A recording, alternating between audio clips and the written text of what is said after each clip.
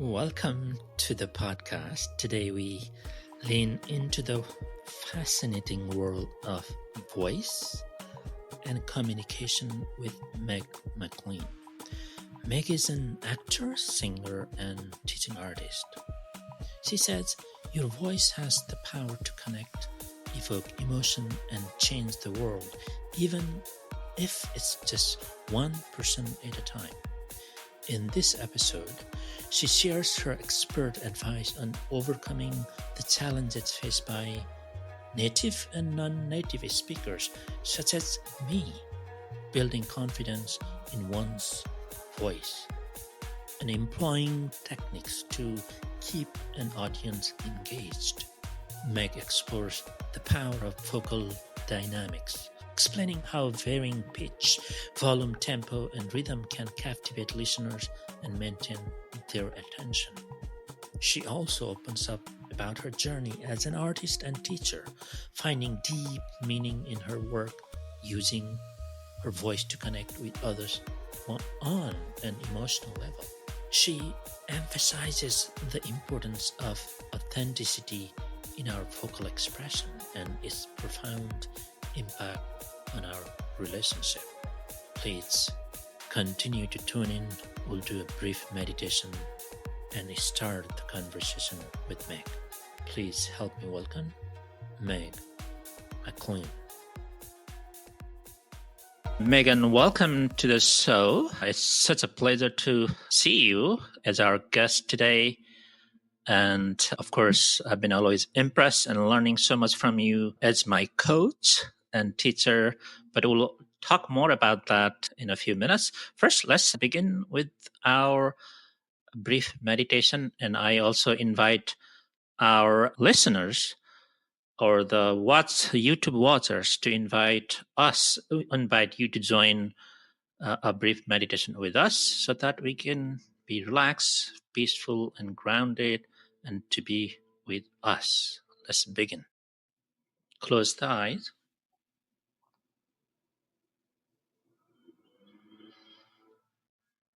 Inhale, exhale.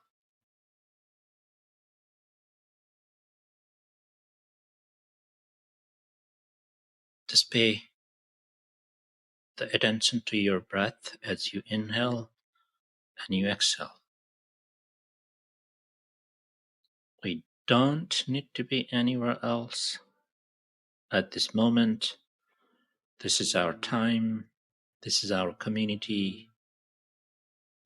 We want to be centered, relax, and feel the feelings as we have our conversations with Megan.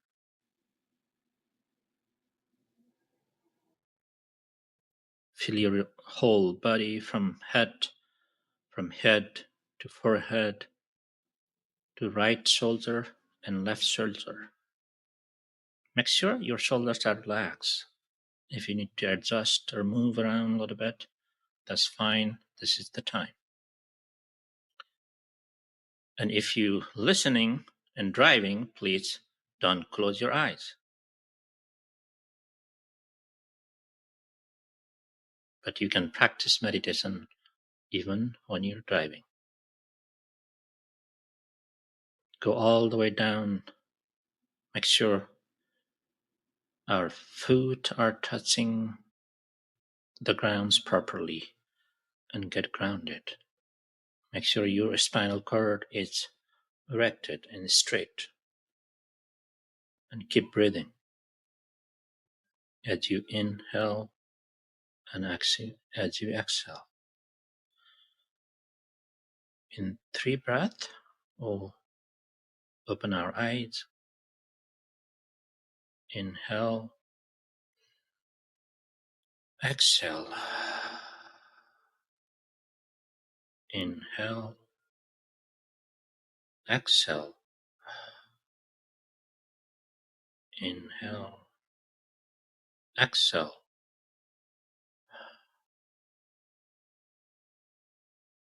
Be connected with yourself and to the world. Welcome again. Megan, thank you again for joining to our show today. And I'm pretty new in this journey of voice, but I'm fascinated by the whole concept and my brief experience. Um, give us a sense of, for any new person in this area, how do we warm up, or how do you take care of your voice each morning? Because your voice is so important to you as a voice professional, an artist, an actor. Please give us some sense and maybe we do some exercise together. Yeah, I would love that. Well, yes, so I work as a vocal coach. I'm a teacher, I'm a singer, I'm an actor. I am a professional voice user, so I need my voice to be ready for me all of the time. So I always start my day by really thinking of how do I want my voice to show up for me today? I really like to think of my voice as being a reflection of who and how I am. My voice can communicate to the world things about myself that sometimes language I don't think is enough for. So I want to know what it is that I am revealing to the world about myself.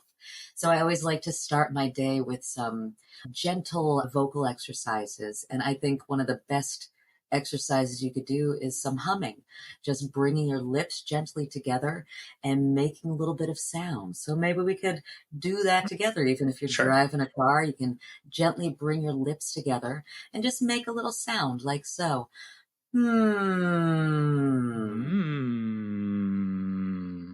Yes, and we can do that again. And this time I'll invite you to take your fingers and put them near your lips just to see if you can feel anything happening as you do a little bit of humming. So let's try that again.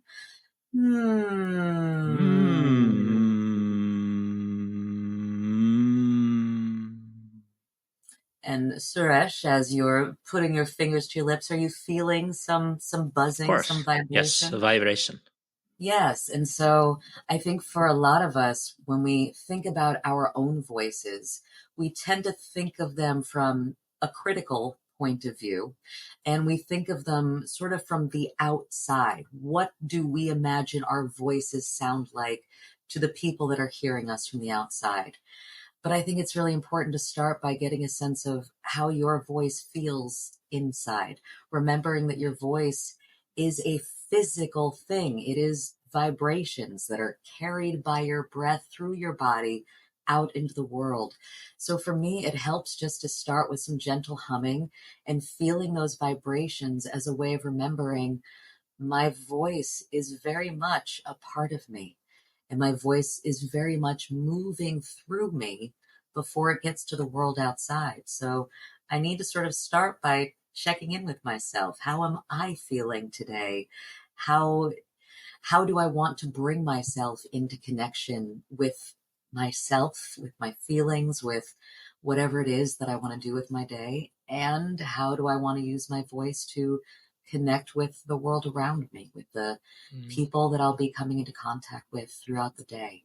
So I think of the voice as a very important tool, not just for myself as an actor or a singer or a teacher, but as a human being. How do I relate to other people? How do I bring myself into connection with other people? And so much of it is how I listen to other people and how I use my voice to share myself with other people. So as a vocal coach, beautiful.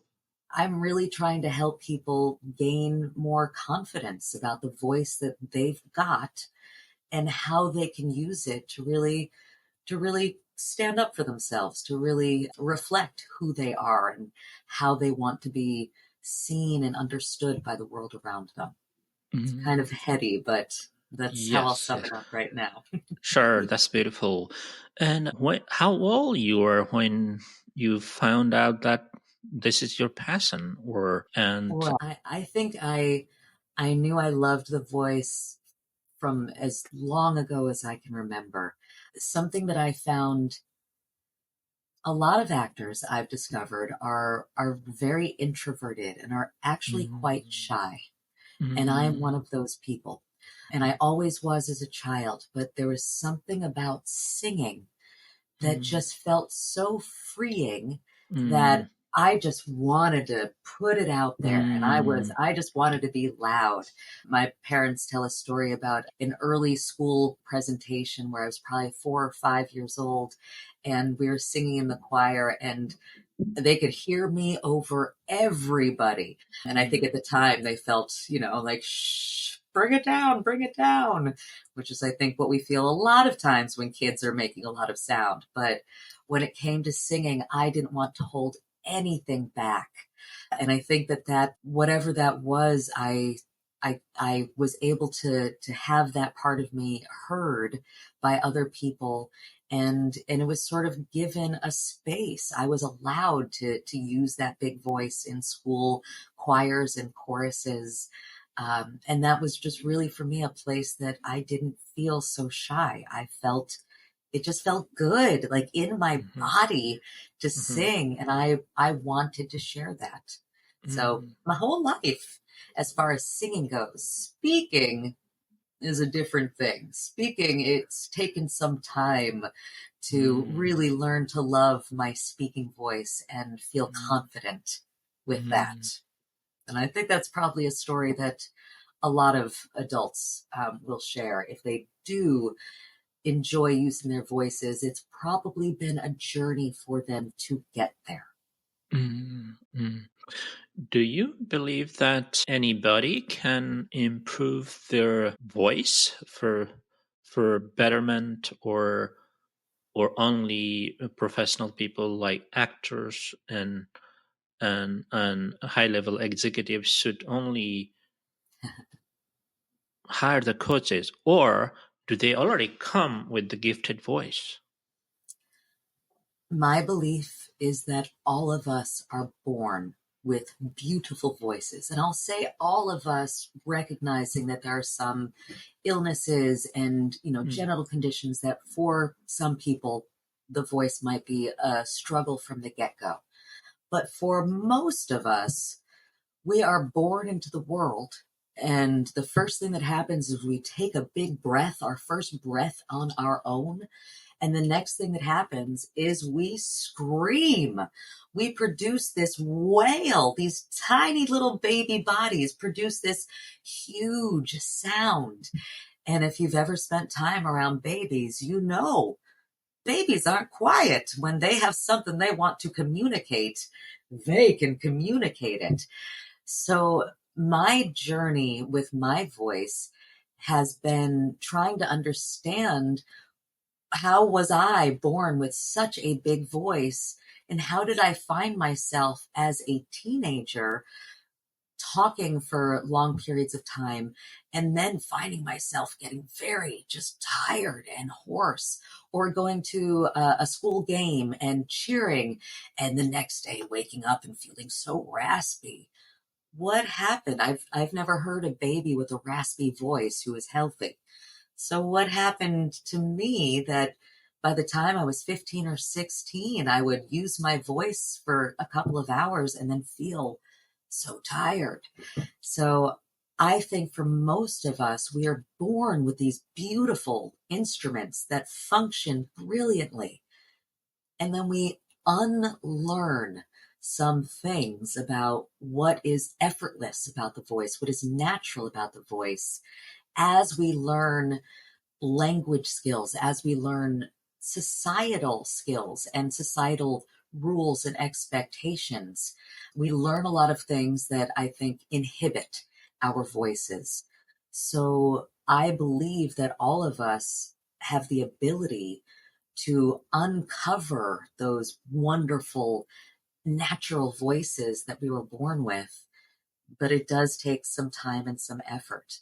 And I don't think that it's just for the professional voice users of the world that getting in touch with your voice is a valuable thing. I really think it's for anybody. And I have worked with a lot of folks who they're not professional voice users, but they have a job, maybe they're in a management position at the job, and so they have to speak to their employees, or they have to do presentations from time to time, and they feel very confident about the things that they need to communicate. It's the voice that they have to use that they don't feel confident about. And as a result, they find their communications with their employees or the presentations that they have to give just fall flat, or people aren't invested in the way that they would like them to be invested. And so much of it comes down to the voice. So I work with lots of people who just want to feel more confident. And I think anybody can get there. Oh, great. Talking about management or corporate world, that when I was in a corporate world in New York City, a big financial institution or other places, or my classmates, oftentimes they were turned down the offer because they didn't have effective communication skills. Maybe they didn't present the ideas properly, because most of us in school or in the corporate world, we are trained for they call hard skills. But everybody wants our voice. They want to make sure that they like our voice. They want to make sure that we're saying it properly, right? But that Yes. they don't train us. They think Nope. they think it's a soft skills. Yes. I think I'm thinking of when I was back in New York, I was working. There's a program called World Leaders Forum, and it's for students who are in business school. They're at the top of their classes, and they come to New York City for a month from all over the world, and they're doing all kinds of trainings with business leaders, professional leaders. But they also had several days of working with vocal coaches. And I remember the first day we had maybe 30 of these students in the room, and so many of them were so resistant. They were a little put out that this voice work was part of their training. And I kept hearing, why do I need to use my voice? I communicate through email, through text. Everything can come through my fingers. Why do I need to use the voice? And, we kept coming back to, are there any times that you have had to use your voice? What about job interviews? What about meeting a new client? What about being at the head of an organization and working on a merger? Like, what about the big things that are going to happen in your professional life? How many of those aren't going to require some face-to-face time, or at the very least a virtual meeting somewhere? So I think the most successful business leaders I've worked with tend to be people who have focused not just on the hard skills, but also the soft skills, like the voice, like how you use your body when you are communicating with other people. All of that communicates so much about the person who is speaking. You can say the most amazing things in the world, but if you're talking in a voice that doesn't show excitement or engagement, or if it just feels a little uninspired, then we're going to be uninspired as well. If you're saying inspiring things, I want the voice to inspire me as well.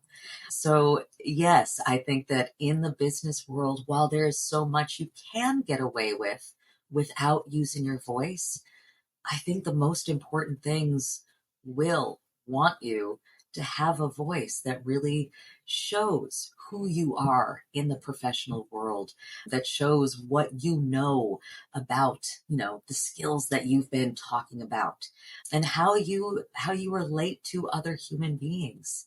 Because I would like to believe that no matter what direction we're going in this world, we are still human beings and are still going to have to rely on some interpersonal communication to move ahead as a community. So whatever that community is, whether it's in, the professional world, or, your family, your friends, your social circles, we are people that interact with people. We are interconnected. And I think the voice is so much a part of how we do that effectively. Mm-hmm. I also hear a lot in the corporate world or any profession in general. Of course, it's very common with immigrants communities whose English is their second language, for some people, third language. And even native speakers hear Americans that they always, when they don't get some of the offer they want, the super from the manager's point of view is always like they don't have enough communication skill to be in the management, right? So, and some of the immigrants, they have a toughest challenge to climb the corporate ladders because they don't have effective communications. And for them, what advice do you have them? Can they take classes, and how long they should be taking classes, and how they can overcome some of the challenges? Yeah, that's that's a big one. I think, I can speak as somebody who was born and raised in the United States, who, grew up hearing, speaking American English, and I have no other language skills. I know American English. That's where my language skills end. It is it is so disappointing to me when I have people come to me who speak multiple languages, but English was a learned language later in their life. Or sometimes even when English is English is one of their first languages, but they're still learning it in a different country. So they've developed a different accent than an American English accent. And the way that people have been made to feel less than because of the way that they speak, I find it very disappointing. We have so much bias as human beings about voices, about what we hear. And as you mentioned, even within the United States, we have so many different dialects, different regions of the United States where people have very different ways of speaking. I am from New Jersey. We got a way of talking in New Jersey that is very much New Jersey. And then we've got the Deep South, which is a very different way of speaking. And we have our own biases about the way that you speak and sort of what it says about you. If you're from New York and New Jersey, you must be rude. If you're, from down south, maybe you're a little bit slow, right? We have all kinds of bias. And I think it's so much harder if you are coming to the United States from another country.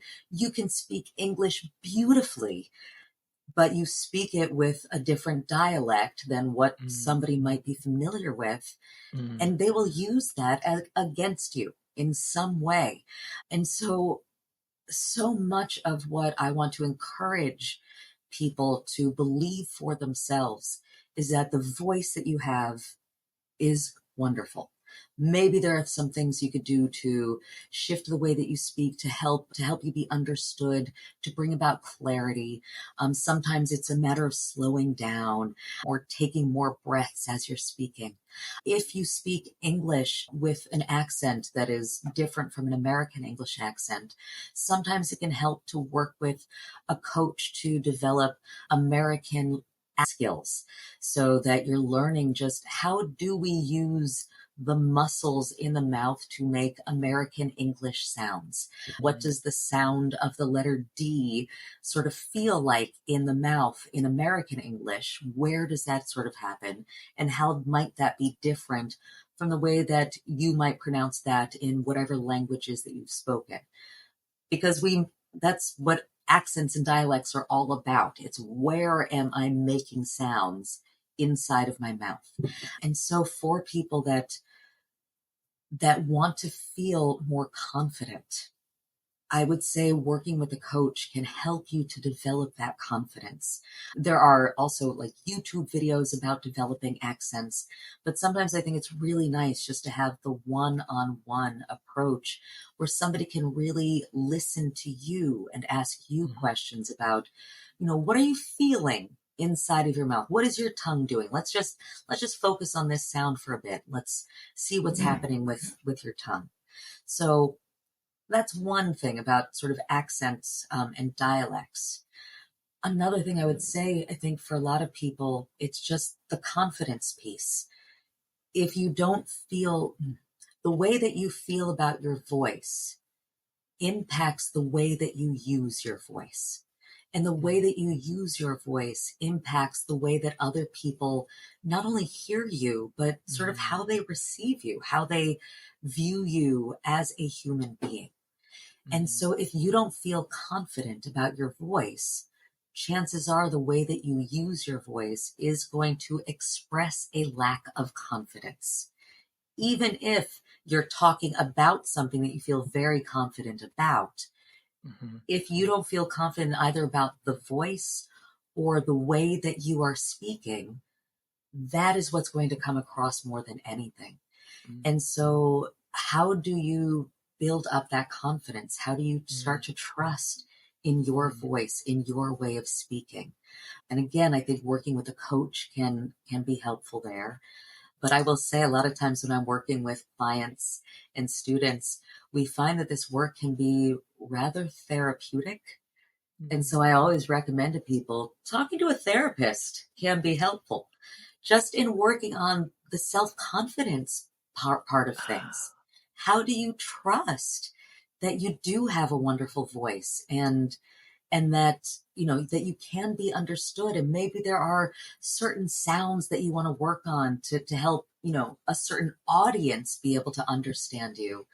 But a lot of times I have clients who tell me that they feel stupid because of the way that they speak English. And that is so upsetting to me, because I want to say to them, how many languages do you speak? I speak one. I feel kind of stupid because I only speak one language. So the fact that you have the confidence to learn a new language and to communicate in a language that doesn't feel like your own, that is an incredibly courageous thing to do. So you've already proven that you have the courage, the willingness to put yourself into the uncomfortable positions of either moving to a new country or working in a new company, or, in a place that feels a little bit outside of your comfort zone. You're already starting with so much. I want to just build on that. Oh, wow. That's, yeah. I think maybe it's very common that when you hear your own voice, recorded voice, first time, it feels kind of weird.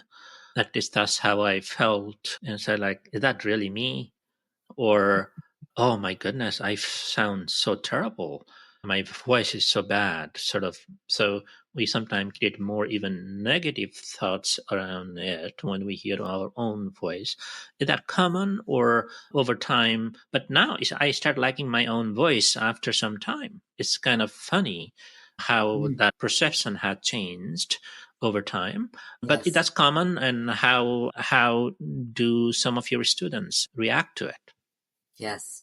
It is very common for us to be surprised and often very uncomfortable when we hear our own voice, either in a voicemail or, in a video that we watch back. So very common. And it's the case for everybody. And it's the way that voices work. So we've got vocal folds, or vocal cords, they're sometimes called. They sit here in the larynx. The larynx is a cartilage structure that protects the vocal folds. Breath comes up from the lungs and it gets the vocal folds moving sort of like so. It creates vibrations by breaking up the flow of the breath. And those vibrations then move through what we call the vocal tract, and they're bouncing off of hard surfaces, amplifying, getting stronger. And then they're moving through the vocal tract, through our mouth, through our nose, and then they make their way out into the world. So when I am hearing my voice, I am hearing those vibrations inside of my body. I'm hearing my voice from the inside. When you're hearing my voice, you're hearing it from the outside. It's a very different acoustic structure inside of my body than it is outside. And so I am always going to hear my voice internally very differently then everybody else is going to hear my voice. And so I am a professional voice user. I work in a recording studio with clients where I'm listening back to my recorded voice all of the time. It always makes me a bit uncomfortable. I always feel like I sound like a child when I listen to my recorded voice. In my head, my voice is deep and rich. And when I hear it, I feel like an 8-year-old. But I know that that is not how other people experience me. So one thing that I have my college students do is I make them do audio journals where they talk about anything they want to talk about for 1 to 3 minutes, and they share it with me. But then I make them listen to their recording, and I have a form that I have them fill out. And I start with, finish this phrase in 10 words or less, listening to my voice, ... And I just have them, short sentence. I ask them to write about vocal qualities that they're hearing. Do they hear any nasality or a darkness or a brightness, light, a floaty kind of quality? I ask them to write about vocal dynamics they hear. Do they hear much variety in their pitch, the highs and the lows of their voice, in volume, in tempo, how quickly or slowly they speak? And so I really ask them to listen to specific things about the way that they're using their voices as a way to force them to listen to their voice. And they do this several times over the semester with a goal that by the last time they're listening, hopefully they will be in a less judgmental space and they can actually start to be more curious about what they're hearing. Oh, I do. Like I find when I get excited about something, I tend to take a breath and then my voice is really high when I start talking again, right? Just getting to learn some things about the way they use their voice. It tends to allow them to be a little less critical, a little more curious. So my audio journal assignment is one way that I get folks to be a little bit more comfortable. I also spend a lot of time having people just feel for vibrations in different parts of their bodies and remembering that your voice is a physical thing. And especially early on when we're working, it's very hard not to listen from the inner critic's perspective. And for most of us, our inner critics are not very kind. They sort of look for what is wrong. So I don't think that's so helpful at the beginning. Can you instead be curious about the feeling of vibrations and how they move when you use different parts of your voice, how they shift if things start to feel tight or tense anywhere?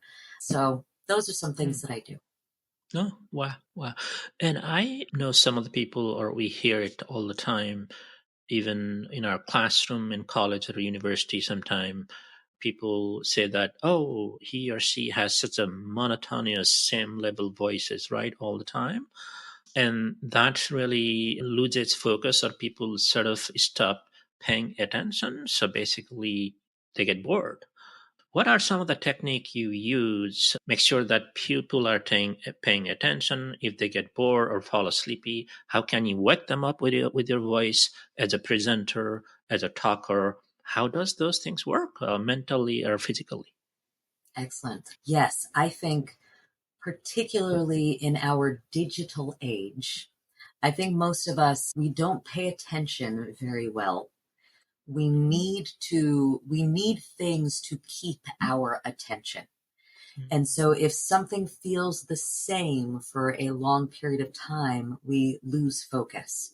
If things change, then when something changes, it's like a signal to our brain that like, oh, there's something new. I should tune in. And so this for me is where vocal dynamics can come into play for us. So vocal dynamics are things like pitch range, the highs and lows of your voice, high to low, volume, how loud or how soft you get, tempo, how quickly or slowly you speak, rhythm, this is almost like the musicality of your voice, how smooth and flowing and connected your words might be, or they could be a little more choppy, what we might think of as a staccato kind of speaking quality, which for my New Jersey roots, that feels very much at home. So things like this, as we're talking, it's really helpful to use variety as a way of almost tricking our listeners' ears into signaling, oh, something new just happened. I should tune in. So if I'm talking for a while at a smooth kind of rhythm and I'm using a pitch range that feels kind of limited, I'll find a way of the next sentence, I'll try to bring in a different kind of energy if I know that there's something I really want people to tune into. So I can use a different pitch as a way of signaling that something new is happening. Or I can use a lower pitch and a little less volume and slow things down if I want people to lean in a bit more. And then I'll use a different kind of energy. If I've got a speech that I've been working on, I will really look at where do I have punctuation and use the punctuation. I always think of the end of a sentence as the springboard into the next sentence. It's like I'm finishing this one idea, which is bringing me to this next idea that I want to bring to my audience. So using punctuation as a way of taking a breath. If I see a period, take a breath. So I've got plenty of energy for all of the things that I want to say. But I can also think of using a different vocal dynamic as I come in. If I've been speaking really quickly, maybe with this next sentence, I can slow things down a little bit. If I've been using a kind of a limited vocal range, then maybe, if I'm going to be saying something that feels really engaging to the audience, I'll find a way of maybe using a wide range of pitch in an area, right? So vocal variety, vocal dynamics, vocal excitement is a way I think of it when I'm really thinking of how do I bring my listeners in, changing the way that I use my voice. I'll find it a lot of times if I'm teaching a class on Zoom and I've got everybody's heads in little boxes. If I'm getting a lot of, this kind of look, I'll do something with my voice. And then I get a lot of this. It's like, she must be saying something new. Right. So the pandemic was a good way for me to use those visual cues. So like, I think I might be losing them. How do I get them back in? What am I going to switch up in my voice? Oh, that's amazing. Whoa. In our program, our overall theme is finding meaning in life, love, and money. And how do you find meaning in your work or in your voice in what you do? Yes. I will say it has been a journey for me to find meaning in my work that I felt like I could actually share with other people. I think that for a long time, as an artist, as an actor, as a singer, which is how my work began, the teaching thing, I was surprised at how I found my way to the teaching. So I really started as an artist, and it felt to me, there was a part of me that really wanted to change the world. I felt like that's what we're here to do, is make the world a better place. And I struggled to understand how me being an artist could actually do that. Then I remember I was doing a show, theater, and somebody came up to me afterwards and they had tears in their eyes. And I honestly don't even remember what the show was. I just remember this woman taking my hand and just saying, thank you. And I was so moved by that, because that to me was the thing that made me realize I am changing the world. Even if it's just one person in the audience, if I bring myself authentically to my work as an actor, and for me, acting isn't about pretending. It's about really finding authenticity, trying to understand the true nature of the character that I'm playing and whatever it is they're experiencing, their humanity. So if I am finding that for myself, if I'm authentically trying to connect with this character, it gives me an opportunity to connect with the audience through the character and to allow them to open up to something in themselves. And I think that that changes the world. It was said to me at one point that we as actors give our audience permission to feel their emotions. And I think that is true in a way. Like when we're in the audience, we know that these are actors. This is a stage or it's a film that I'm watching. We know that it's all been written. And yet we can have very deep emotional experiences from what we're observing. We as the audience sort of suspend our own disbelief and allow ourselves to take that journey. And while we might be feeling it as a result of what the characters experience, those are our emotions that we're experiencing. It is very authentic to us. And there's a bit of a catharsis in being able to have that experience and to release it and to be in a theater with a bunch of other people who might be having a similar experience. To me, that is changing the world. And so I find meaning in my work through my connections with other people, whether it is as an actor on stage where I may not know what the experience is, but I a couple of weeks ago, I went to dinner and a bartender came up to me and said, I know you, I saw you. And they couldn't remember the name of the show, but they were telling me about the show. And they told me, and as soon as that show ended, I hadn't talked to my father in months and I had to call my dad. Right. And it's like, okay, I did that show in 2018 and here it is 2024 and you're remembering that moment. Right. And so, yeah. And as a teacher, I get to work one-on-one with people or work in a classroom and I allow myself to be vulnerable so that my students can, sort of let down their own guards and learn something about their voices that they've been using their entire lives, but they discover something for the first time about how they feel about it or how they use it or some experience they've had with it that defined them in so many ways that they didn't even know until this moment that we were able to share together. So, I said, when we first started this conversation, Suresh, I said that, voice is how we can connect ourselves with the world around us. And that is how I have found meaning through, all of the work that I do with my voice. It is, for me as an actor, I am sharing my emotions, my vibrations are connecting. I mean, vibrations from my body into space. They're actually, when you are hearing my voice, my vibrations are moving into you, right? Like that's what the voice is. It's actually a physical thing that we receive internally. And so I can't help but think of my work as an artist, as a teacher, as being rather spiritual and being something that does feel very important to me. And that's been a hard thing to say as an artist, living in a society that, in America, we don't really value the arts unless you can, make $1 million with it.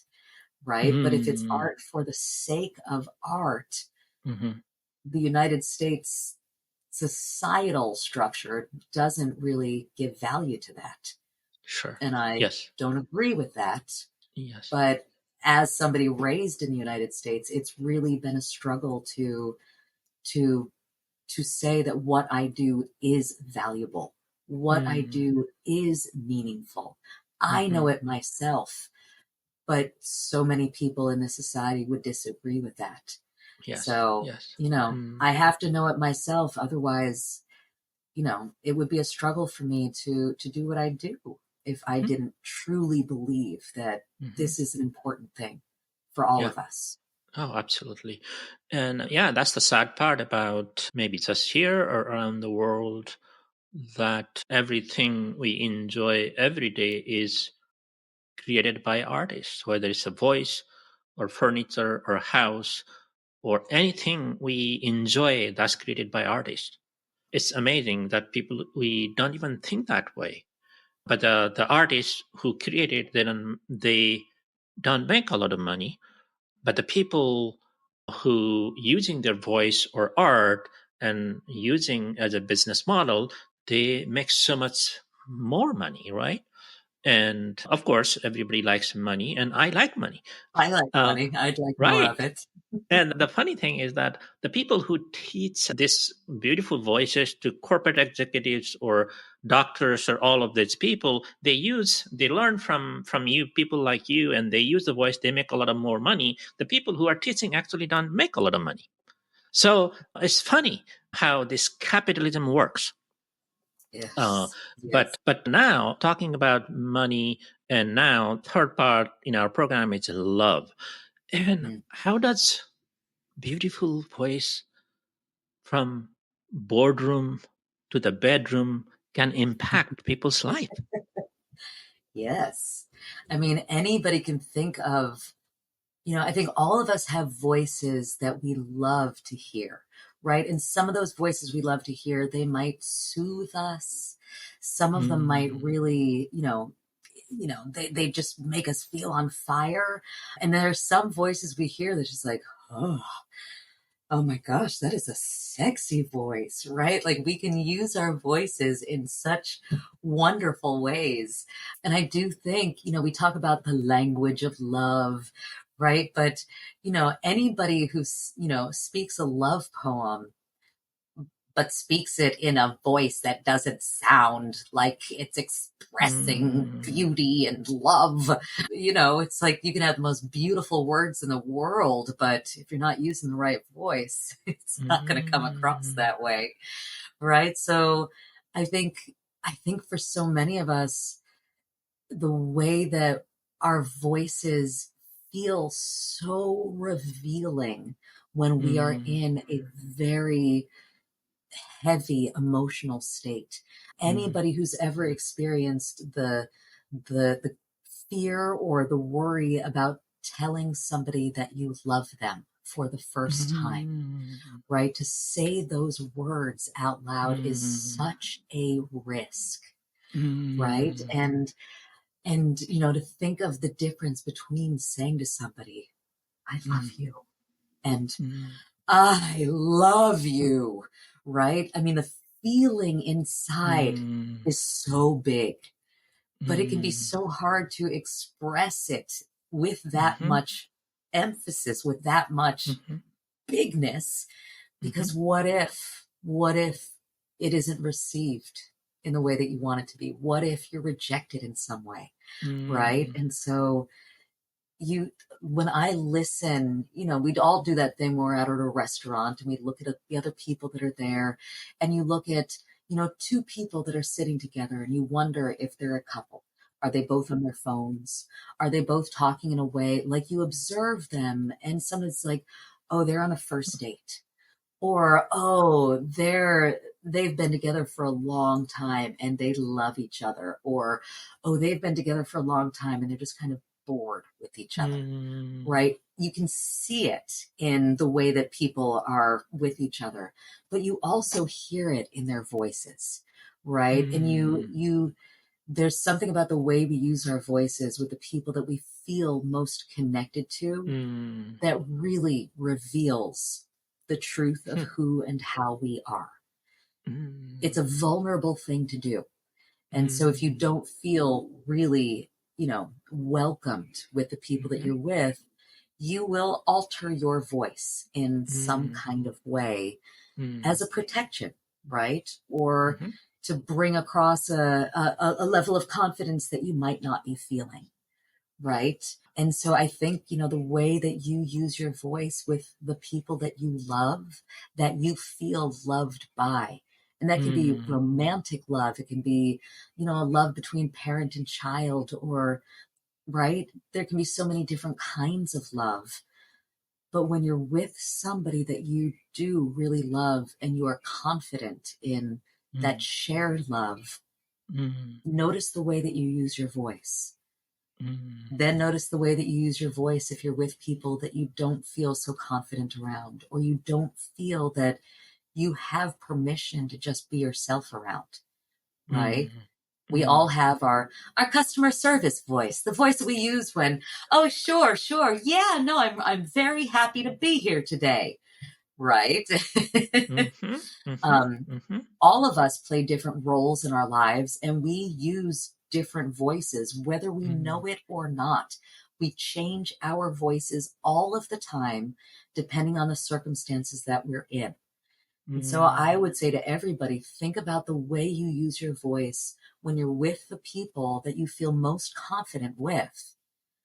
That is probably the best understanding of what your voice actually sounds like, your natural voice. Because the people that you're most comfortable around, those are the people that you can relax around. And when we're relaxed, our voices are relaxed and can express so much, and they're dynamic. And when we're not relaxed, our voices tend to put on a bit of a show, right? Who am I with? What do they expect of me?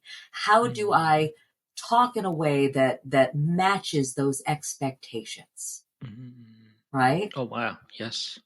Wow. And I think all of us have been doing that all of our lives. I think that's what, goes from having our voices go from those little infants that can make huge sounds for the whole, flight across the United States. They can scream the whole plane ride and never lose their voices. And then here we are as adults. We go to a party and the next day it's like, oh gosh, I can't talk. Right? I think it is, all the things that we learn along the way that make us feel a little bit less confident about how we use our voices. Anytime that you expressed something that felt so true to you and it was shut down by somebody, or it was ridiculed by somebody, anybody who's ever said anything and the response you got was made you feel bad, I guarantee you learned something in that moment. Oh, I should hold back, right? Like I don't want to feel embarrassed. I don't want to feel shamed. I don't want to feel, made fun of in any way. So how do I prevent that from happening? I will really try to hold things back so I don't risk as much. Wow. So what I'm hearing is that there is so much we can do with our voice. And as I'm thinking through, I think there is a book called 5 Love Languages or something like that out there. Yeah, it sounds familiar to me. But I think they missed the whole another language, which is voice, love language, which includes voice. They talk about physical touch. They talk about a word of affirmation. I think they also talk about quality time and gift and so many other things. They don't talk about voice. So I'm feeling like the voice can turn you on the whole time. In a corporate settings, in terms of the professionalism, basically igniting and giving you new level of energy. So, oh my goodness, this is so exciting, so amazing. And is there any last minute takeaway for our listeners and any advice for them? Yeah, I always just encourage people to be curious about your relationship with your voice, right? The more you can understand sort of where you're starting from in your relationship with your voice, it'll give you a sense of how you might want to move forward in developing your voice or exploring your voice, being curious about your voice. So if I ask you to tell me about your voice, what I normally hear from people are, here are all the things that are wrong with my voice. So I would encourage you to maybe do a little bit of writing or a little bit of thinking that starts from the phrase, what I like about my voice is, right? And it can be It could be anything. I like the way it can, get my kids to be quiet when they're acting up, or I like the way it feels when I'm singing in the shower and nobody can hear, right? Whatever it is, what I like about my voice. And then write about or consider what I don't like about my voice. And I would ask, with that question or with that idea, how much of what you don't like about your voice feels like it actually comes from you? Or are there messages that you've received along the journey of your life, things that people have told you about your voice, about how you should sound, about, boys don't cry and girls don't get mad, or whatever rules that have been put on there? Do you feel like maybe some of the things that you don't like about your voice are other things that people have said that maybe it's not actually your story that you're telling there? It's somebody else's story that you're playing out. Maybe you need to shift the narrative a bit. So I just suggest that you get curious about your voice, feel for vibrations, investigate your relationship a little bit, and know that you were born with a beautiful voice. It's about, how do you get back to what you already know how to do? Thank you. Yeah. I feel like we discovered the sixth love language, voice, today. I like that. With Meg. And this is a time for us to close. If we can just meditate for 30 seconds, then we go and face the world in a very content, in a very peaceful, and with loving kindness. Let's breathe in, breathe out. Just relax your body.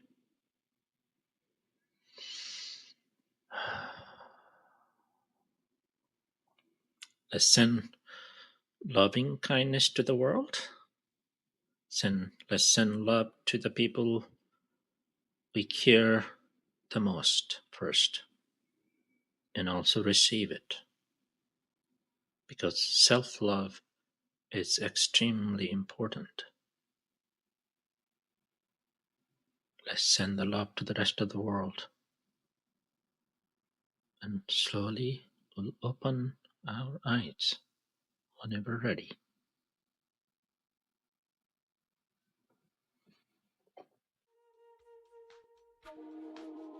Thank you for joining us in this enlightening conversation with Meg McLynn. Remember, everyone is born with a beautiful voice, and with practice and coaching, you can enhance your vocal abilities. We encourage you to explore your relationship with your voice. Use it authentically and understand its impact on your personal and professional relationship. That's my goal of this podcast, to use my voice to impact the receivers of this message. Thank you for tuning in, and I look forward to bringing you more conversation that inspire and empower.